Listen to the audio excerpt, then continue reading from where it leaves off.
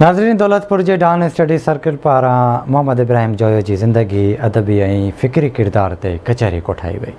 Report कर रहा है GM लाखो। दौलतपुर सफ़न के डॉन स्टडी सर्कल पारा साईं मोहम्मद इब्राहिम जोय साहब की ज़िंदगी फ़िक्र और घण पासाए इल्मी अदबी और फ़िक्री किरदार से तफ़सीली फ़िक्री कचहरी कई वही, जैमें नौजवान मर्दन और औरतन वॾ तदाद में शिरकत कई। फ़िक्री विहक में जामी चांडू साहब साईं मोहम्मद इब्राहिम जोय साहब के घण पासाइन इल्मी अदबी और फ़िक्री किरदार से तफ़सील से रोशनी विधी। साईं मोहम्मद इब्राहिम जोए जो सिंध जो हिकिड़ो तमामु वॾो फ़िक्री उस्ताद है, मुझो भी उस्ताद है, सिंध के नस्लन जो उस्ताद है।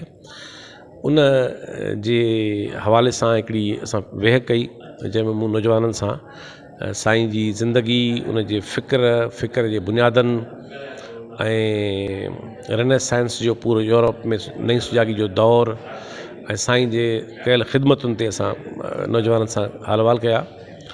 ऐं उनजो तत्व इहो हो सॼी ॻाल्हि जो त साईं मोहम्मद इब्राहिम जो दरअसल यूरोप जे नई सुजागीअ जे पूरे दौर जी शऊर ऐं फ़िक्र जी रोशन ख़्याली जी पैदावार हो। यकीनन साईं जोय साहब जो इहो ई ख्वाबु हो त हू हिकिड़ी ख़ुशहाल सेक्युलर ऐं साइंसी सोच सां टमटार सिंधु ॾिसणु चाहे पियो, अहिड़नि नौजवाननि खे ॾिसणु चाहे पियो जेके अहिड़े क़िस्म जा पुरफ़िक्र ऐं पुरमग़ज़ क़िस्म जा बहस कंदा हुजनि।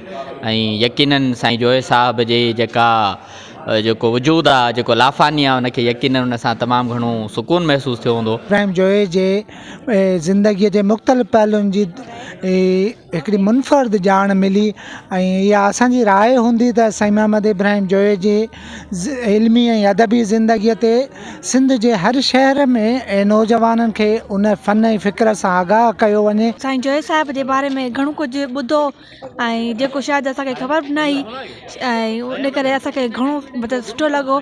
ऐं जेका उनजी निजी ज़िंदगी, उन जा कहिड़ा वॾा कम आहिनि, उन जे बारे में असांखे ख़बर पई। तो भी हमने सीखा मोहम्मद इब्राहिम जोयो के बारे में, मतलब बहुत ही कारायती था, जिसमें हमने सीखा कि वो किस चीज़ की पैदावार है। उन्होंने वो मॉडर्निटी की पैदावार हैं, वो मटीरियलिज्म की मतलब पैदावार हैं, उसके ऊपर बिलीव रखते हैं, वो सेक्युलरिज्म के ऊपर बिलीव रखते हैं। तो ये बहुत बड़ी बात है कि उस दौर में जहाँ पर लोग इस चीज़ को मानते भी नहीं थे, उनका ख्याल भी नहीं था, उस दौर में रहकर उन्होंने ये सारी चीज़ें ना सिर्फ अपनाई, मतलब दूसरों तक भी पहुँचाई और अप्लाई करने की जो है वो हिदायत भी की। साईं मोहम्मद इब्राहिम जोय जी ज़िंदगी फ़िक्र ऐं घण पासाए इल्मी अदबी ऐं फ़िक्री किरदार ते वध में वध कचहरियूं कराए नौजवाननि में नओं जज़्बो ऐं फ़िक्र पैदा करे सघिजे थो। GM लाखो, आवाज़ न्यूज़, दौलतपुर सफ़न।